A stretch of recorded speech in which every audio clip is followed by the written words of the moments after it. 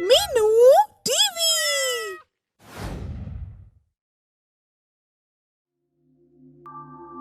रोहित एक बड़ी नामी कंपनी में सॉफ्टवेयर इंजीनियर है और उसके साथ ही अर्चना भी वहाँ काम करती है।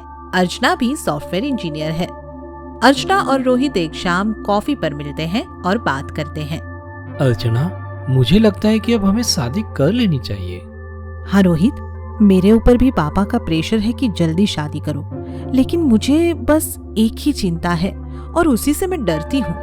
क्या चिंता है तुम्हें, बताओ। मैं जॉइंट फैमिली में एडजस्ट नहीं कर पाऊंगी। अरे पागल, घर में सिर्फ माँ है, हम 3 लोग ही रहेंगे। छोटा परिवार, सुखी परिवार। अर्चना रोहित की बात मान जाती है और रतन व काम्या की इच्छा से दोनों की शादी हो जाती है और अर्चना अपने ससुराल आ जाती है। रोहित, इस घर का इंटीरियर मुझे बिल्कुल भी पसंद नहीं आ रहा है।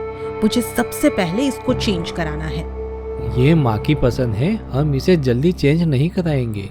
What do you mean Rohit? Change नहीं कराने से क्या मतलब है तुम्हारा? मुझे इसको बदलवाने में कोई समस्या नहीं है, लेकिन इससे मेरी माँ और स्वर्गवासी पिताजी की यादें जुड़ी हुई है।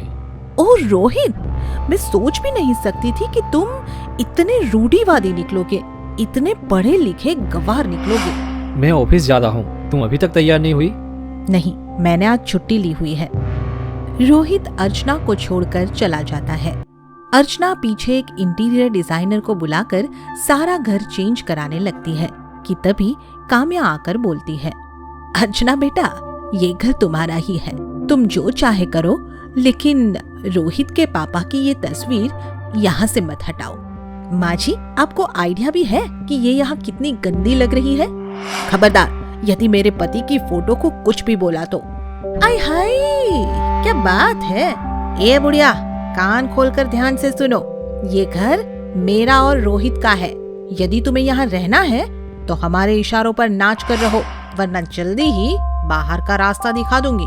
आने दो आज रोहित को, मैं उसी को बताऊंगी कि तुमने मुझसे कैसे बात की है।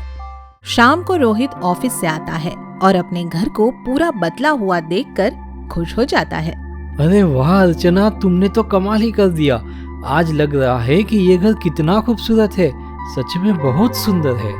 हाँ, लेकिन ये बात तुम्हारी माँ को समझ आए तब ना। क्यों, क्या बात हुई? अजी होता क्या, बस इंटीरियर बदलवाने पर मुझे खूब गालियाँ सुनाई हैं। काम्या चुप रहती है और अब रसोई में अर्चना की पसंद से ही खाना बनने लगा और काम्या को घर में अनदेखा किया जाने लगा। एक दिन रोहित और अर्चना बाहर पार्टी में जाने लगे कि तभी काम्या ने देखा कि अर्चना ने एक बहुत ही छोटी ड्रेस पहनी है। अर्चना, ये कैसे कपड़े पहने हैं तुमने?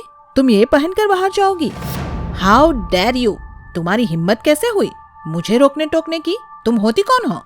माँ, तुमने सारा मूड खराब कर दिया। जब हम खुश होते हैं या बाहर जाते हैं, क्या उस समय तुम चुप नहीं रह सकती हो? मैंने तो बस ऐसे ही बोल दिया था। माँ, मेरी बात ध्यान से सुनो। अगर तुम्हें इस घर में रहना है तो मेरे रहन सहन के बीच में दखल देना छोड़ दो, वरना मैं तुम्हें घर से निकाल दूंगी। रोहित को चुप देखकर काम्या कुछ नहीं बोलती और चुपचाप रोने लगती है। रोहित और अर्चना पार्टी में चले जाते हैं और ज्यादा नशा करने के कारण उनका एक छोटा सा एक्सीडेंट हो जाता है, जिसमें अर्चना अपनी आंखें खो देती है और उसको हॉस्पिटल में एडमिट किया जाता है। उसे 5 दिन में होश आ जाता है। तुम ठीक हो अर्चना? हाँ, मैं ठीक हूँ।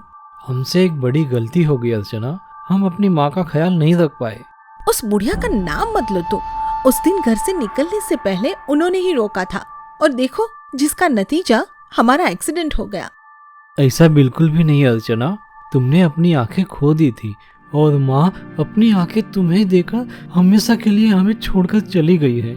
क्या मैं कितनी गलत थी रोहित, मुझे माफ कर दो।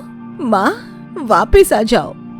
दोनों अपनी गलती का पछतावा करते रोते हैं, लेकिन अब बहुत देर हो चुकी है और अब वो कुछ नहीं बदल सकते हैं।